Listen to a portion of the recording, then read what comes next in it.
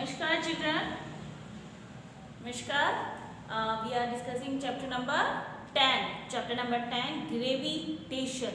And in previous videos we have completed the force of gravitation. What are the force of gravitation?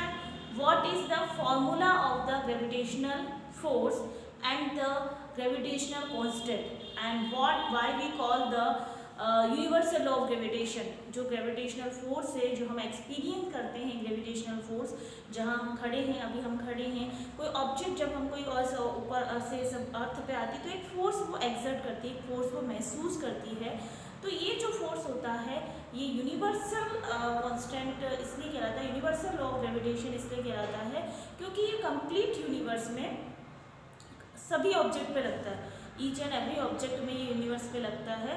That's why it is also called the universal law of gravitation, right? So next is today we are starting the next topic of this chapter, that is the unit of gravitational constant. Gravitational constants की क्या unit रहेगी? Today our next topic is unit of the gravitational constant, right? तो सबसे पहले unit of gravitational constant से पहले what is the formula of the Newton's law of the gravitation? First, according to Newton's, जो yesterday we have discussed, Newton's law of gravitation. First, yesterday we have discussed this, right? So F equals to G m1 m2 upon d square. Clear? Here is F is a gravitational force, G is a gravitational constant, m1 and m2 the mass of the two objects हैं, m and 2 उनका masses है, m1 object 1 का and m2 object 2 का, and d is the distance between them. Yesterday we have discussed first that is the object 1, this is the object 2, ये इनके बीच की distance है, that is the m1 and that is the m2, mass of the object and mass of the object 2, right? So first is the m1 and first is the m1 2. Clear? That is the distance between d square. ये बीच की distance है d square.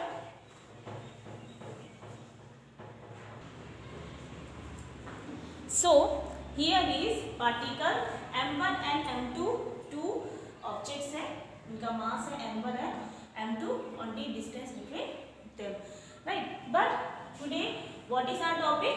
Unit of gravitational force, sorry, unit of gravitational constant. So what is the gravitational constant? Here equation, according to this equation we can write G, यहाँ कुछ नहीं, that means 1 होता है, right? आपका G हो जाएगा m1 है m2, clear? और ये हो जाएगा fd square. So G हमारा क्या हो जाएगा? G equals to fd square and m1 f m2. G is the gravitational constant. Clear?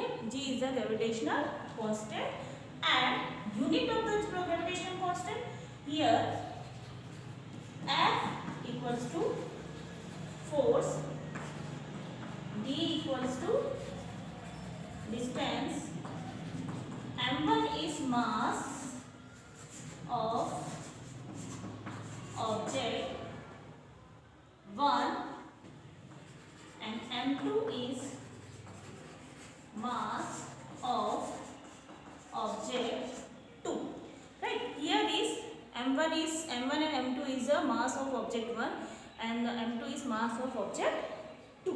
Clear? अब हमें इनकी क्या रखनी है? वैल्यू रखेंगे यूनिट की, हमें ग्रेविटेशनल कांस्टेंट का यूनिट निकालना है। फोर्स का यूनिट क्या होता है? F फोर्स है तो फोर्स का यूनिट न्यूटन, D डिस्टेंस है so metre square and m1 and m2 mass है सो kg मल्टीप्लाई kg, क्या होगा ये? Newton metre square and kg का square, newton metre square and kg का square, that is the unit of the gravitational constant newton metre square and kg का square, and the value is 6.67 multiply 10 की power 11. The value of G is 6.67 multiplied 10 की power minus 11 newton metre square and kg का square. जब आप इसे ऊपर लिखेंगे तो आप इसे ऐसे भी लिख सकते हैं. अब इसमें स्टूडेंट नेक्स्ट हम इसको फोर्स भी अप्लाई कर सकते हैं, यहाँ पे न्यूटन की वैल्यू भी हम रख सकते हैं. तो ये हो जाएगा G न्यूटन की, क्या यहाँ रख सकते हैं, न्यूटन क्या होता है F इक्वल्स टू एम में होता है.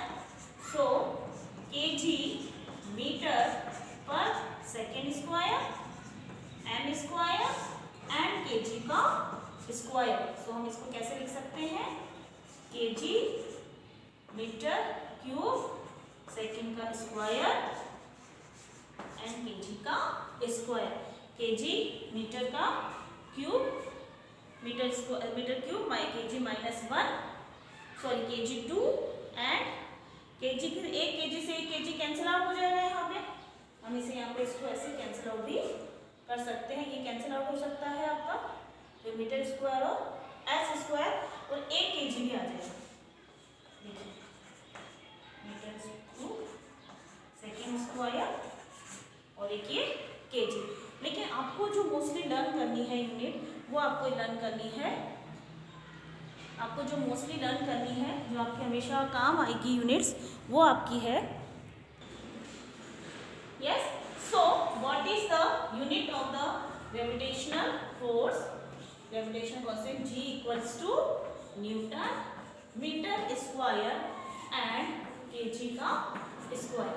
Right, newton metre square and kg का स्क्वायर. अब स्टूडेंट यहाँ पे अगर हम इसके मीटर दैट मीन्स डिस्टेंस है and kg that means mass है.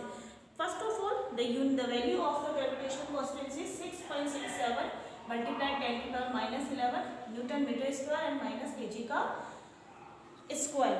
राइट, अब नेक्स्ट हमारे पास है कि if the value of the gravitational constant force जो होगा वो इक्वल होगा ग्रेविटेशनल कांस्टेंट के, gravitational G is equal to the gravitational force where the two bodies of masses.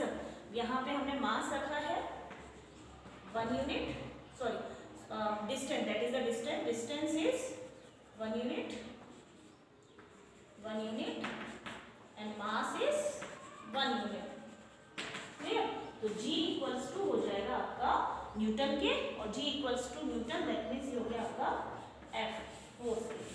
ये 1 हो जाएगा और न्यूटन किसकी वैल्यू है, हमारी फोर्स की वैल्यू है. इसको फिर से समझ लीजिए, कंफ्यूज मत रहिएगा.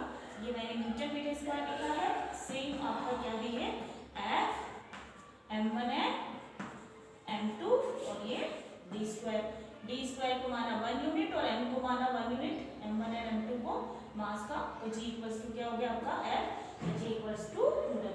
यहाँ पे हमारा आएगा कि ग्रेविटेशनल फोर्स जो है, gravitational force G is equal to the gravitational force which is the act between two bodies, mass 1 kg is separated and the distance between 1 meter. Why G is the gravitational constant? Here is also question कि why G is a universe gravitational constant. Universe gravitational constant. क्यों इसे universe gravitational constants कहा जाता है? हमने G को universe gravitational constants इसलिए कहा गया है because the nature and size of the mass is interacting of bodies. ये नेचर और साइज पे डिपेंड नहीं करता है और यूनिवर्स में जितने भी ऑब्जेक्ट है उन सब पे ये अप्लाई होता है. इस द फोर्स इज कंसिडर और पर्टिकुलर, ये हमें डिपेंड नहीं करता है कि ऑब्जेक्ट स्मॉल है या बिग है, ये सभी ऑब्जेक्ट पे इक्वल लगता है, इक्वल अमाउंट में लगता है. That's why it is calling the universal law of the gravitational constant.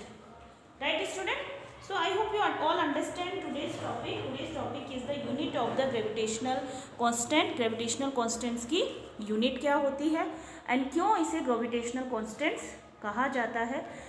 If you are not proper visible, you can see easily, it is called the universal constant, and the unit is 6.67 multiplied 10 to the power minus 11, and g equals to Newton meter square kg multiply kg का square. I hope you all learn this. G equals to n meter square, and the value is 6.67 multiply 10 to the power minus 11. Clear? And it is called the universal gravitational constants. So I hope you all are clear about this. Note down in your register.